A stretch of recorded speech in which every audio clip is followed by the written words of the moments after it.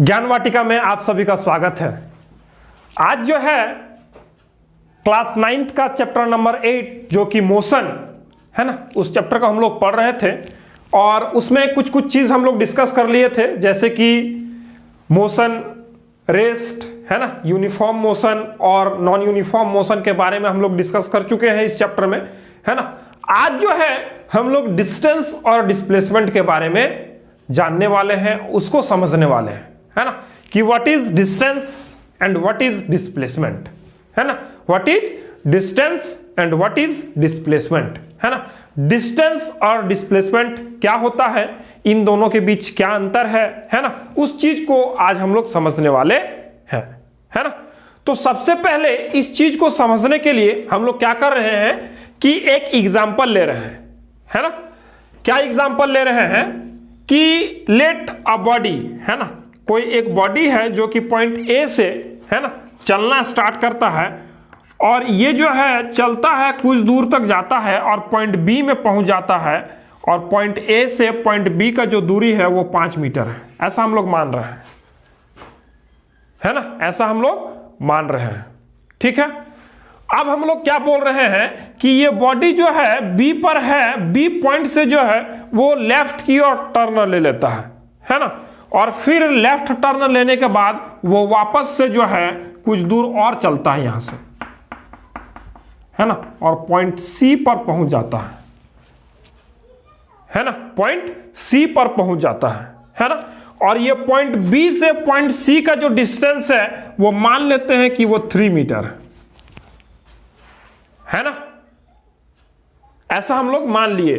क्या माने कि हम लोग जो है एक बॉडी माने जो कि पॉइंट ए से चलना स्टार्ट करता है और वो पॉइंट बी तक पहुंच जाता है ना, और पॉइंट ए से पॉइंट बी का जो दूरी है वो 5 मीटर है। ठीक है, फिर ये बॉडी जो है यहां से लेफ्ट टर्न ले लेता है और यहां से वो 3 मीटर दूरी चलता है जो कि वो पॉइंट सी में पहुंच जाता है ना। तो इस केस में जो है हम लोग अब समझेंगे कि इसमें डिस्टेंस किसको हम लोग बोलेंगे और डिस्प्लेसमेंट किसको बोलेंगे, है ना। इसमें हम लोग डिस्टेंस किसको बोलेंगे और डिस्प्लेसमेंट किसको बोलेंगे, है ना। तो देखिए, जो पाथ ये फॉलो किया ये बॉडी यहां से पॉइंट ए से पॉइंट बी तक और पॉइंट बी से पॉइंट सी तक, है ना, ये जो है ए जो है इसका इनिशियल पोजीशन है, इनिशियल पोजीशन, है ना, और बी जहां वो फाइनली पहुंच रहा है ये है उसका फाइनल पोजीशन। ठीक है, यहां पर ये इनिशियल पोजीशन ए से स्टार्ट कर रहा है, पॉइंट बी से होते हुए पॉइंट सी पर पहुंच रहा है जो कि फाइनल पोजीशन है। ठीक है, हम क्या बोल रहे हैं कि ये बॉडी जो है जितना रास्ता तय किया है ना, मींस इधर 5 मीटर और इधर ये 3 मीटर, इसको जो है हम लोग डिस्टेंस के नाम से जानते हैं। किसके नाम से? डिस्टेंस के नाम से जानते हैं। मींस द टोटल पाथ, है ना, the total path covered by a body is known as distance, है ना। उस डिस्टेंस में जो है डायरेक्शन का कोई मतलब नहीं है ना, वो डायरेक्शन का वहां पर कोई बात नहीं है, वो किसी भी डायरेक्शन में ट्रेवल किया है, किसी भी डायरेक्शन में अगर वो पाथ को कवर किया है तो वो डिस्टेंस में ही काउंट होगा, है ना। तो हम लोग डिस्टेंस को क्या बोल रहे हैं कि the path covered by the body, है ना। और इसको हम लोग इस तरह से भी बोल सकते हैं कि the actual path covered by the body irrespective to the direction, है ना, इररेस्पेक्टिव टू द डायरेक्शन। ठीक है, तो हम लोग डिस्टेंस को किस तरह से डिफाइन कर रहे हैं, देखिए डिस्टेंस क्या बोल रहे हैं कि the actual path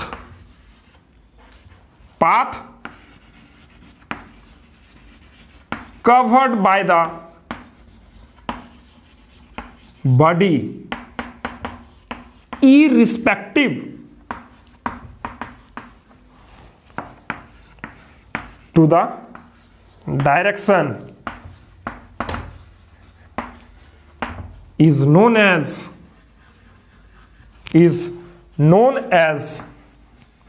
what? Distance, है ना। क्या बोल रहे हैं कि the actual path covered by the body irrespective to the direction is known as what, distance, है ना।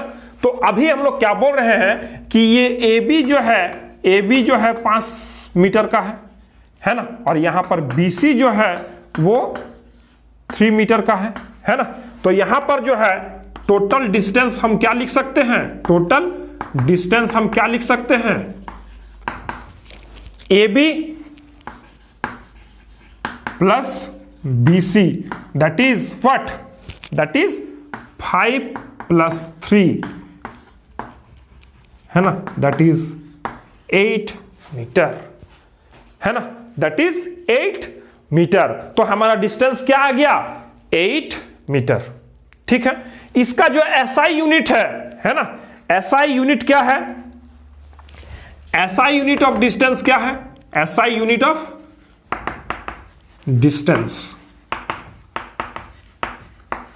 वो क्या है, मीटर है ना। और इसको जो है हम लोग स्मॉल m से डिनोट करते हैं, है ना।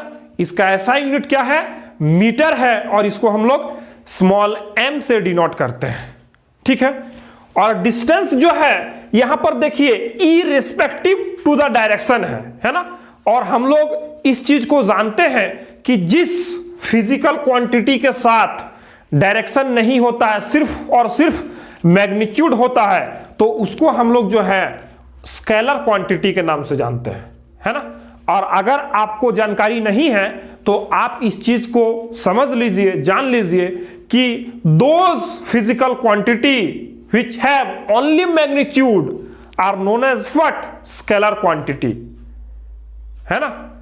and those physical quantities which have magnitude as well as direction is known as vector quantity, है ना।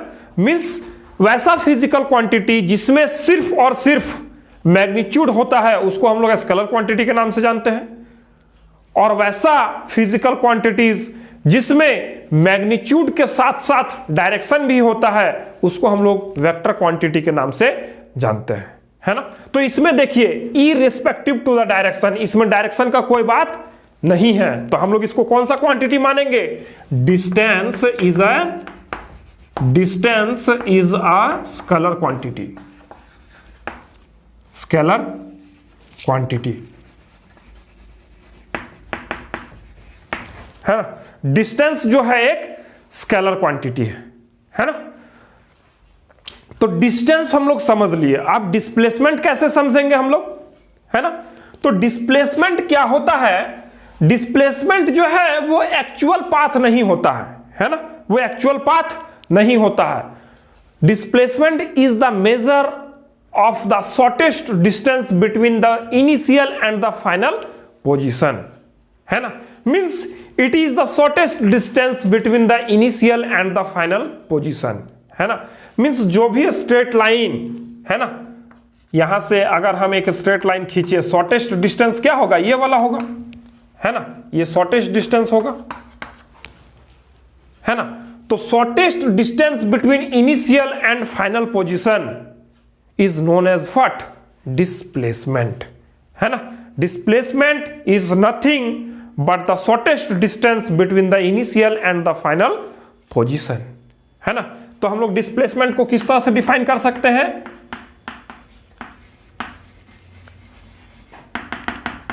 It is the shortest distance between the initial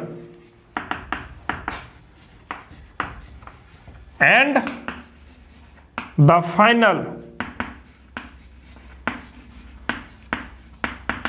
position, है ना। मीन्स जो है इनिशियल और फाइनल पोजीशन का जो भी शॉर्टेस्ट डिस्टेंस होगा उसी को हम लोग जो है क्या बोलेंगे, डिस्प्लेसमेंट बोलेंगे, है ना। उसी को हम लोग क्या बोलेंगे, डिस्प्लेसमेंट बोलेंगे। और हम लोग यहां पर डिस्प्लेसमेंट निकाल सकते हैं। क्या निकाल सकते हैं? AC इज इक्वल्स टू हम लोग क्या लिख सकते हैं? AC इज इक्वल्स टू हम लोग क्या लिख सकते हैं? देखिए पाइथागोरस थ्योरम अगर यहां पर हम लगाएंगे तो हो जाएगा AC का square is equals to AB का स्क्वायर प्लस BC का स्क्वायर, है ना। ये होगा कि नहीं होगा? होगा, ठीक है। अब हम क्या बोल रहे हैं? AB का वैल्यू 5 प्लस BC का वैल्यू 3, है ना। अब देखिए ये 25 प्लस 9, है ना, 25 plus 9 that is equals to what? That is equals to 34, है ना। और ये AC का स्क्वायर का वैल्यू आ गया और AC इज इक्वल्स टू हम लोग लिख सकते हैं व्हाट? √34 मीटर, है ना, √34 मीटर, है ना। तो हम लोग क्या देख रहे हैं कि यहां पे डिस्टेंस क्या आया? 8 मीटर आया, लेकिन यहां पर जो डिस्प्लेसमेंट आ रहा है वो आ रहा है क्या? √34 मीटर। डिस्प्लेसमेंट का SI यूनिट हम लोग क्या निकाल सकते हैं?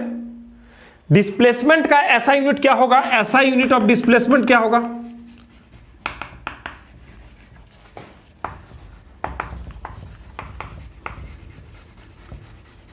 SI यूनिट ऑफ डिस्प्लेसमेंट होगा मीटर, है ना। और इसको भी जो है हम लोग स्मॉल m से रिप्रेजेंट करेंगे, है ना। SI unit of displacement will also be meter और इसको जो है हम लोग स्मॉल m से डिनोट करेंगे, है ना। और देखिए यहां पर जो है मैग्नीट्यूड तो दिया हुआ है लेकिन इसका डायरेक्शन भी है। क्या है? इनिशियल टू फाइनल, है ना, इनिशियल टू फाइनल। तो हम लोग अभी थोड़ी देर पहले इस चीज को डिस्कस किए क्या कि जहां पर मैग्नीट्यूड के साथ साथ डायरेक्शन भी है उस वैसे क्वांटिटी को हम लोग किस तरह क्या बोलेंगे? वेक्टर क्वांटिटी, है ना। तो यहां पर क्या बोलेंगे हम? डिस्प्लेसमेंट।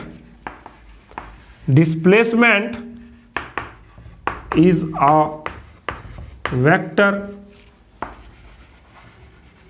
क्वांटिटी, है ना। डिस्प्लेसमेंट जो है वो एक वेक्टर क्वांटिटी है। तो अभी के लेक्चर में हम लोगों ने क्या सीखा कि what is distance and what is displacement, है ना। डिस्टेंस हम लोग किसको बोलते हैं? Actual path covered by the body is known as distance and the shortest distance between initial and final position is known as displacement, है ना। और क्या देखें? डिस्टेंस का SI यूनिट मीटर होता है जिसको हम लोग स्मॉल m से डिनोट करते हैं और डिस्प्लेसमेंट का भी SI यूनिट मीटर होता है जिसको हम लोग स्मॉल m से डिनोट करते हैं, है ना। डिस्टेंस का जो क्वांटिटी है वो कैसा क्वांटिटी है? वो एक स्केलर क्वांटिटी है ना, वो एक स्केलर क्वांटिटी है। और डिस्प्लेसमेंट जो है वो एक वेक्टर क्वांटिटी है ना। तो आज के लेक्चर में बस इतना ही, है ना।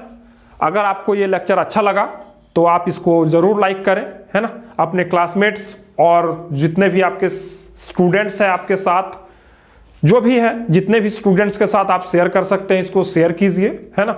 और अगर चैनल पे नए हैं तो उसको सब्सक्राइब जरूर कर लीजिए, है ना। मिलते हैं फिर अगले लेक्चर के साथ, तब तक के लिए गुड बाय, टेक केयर।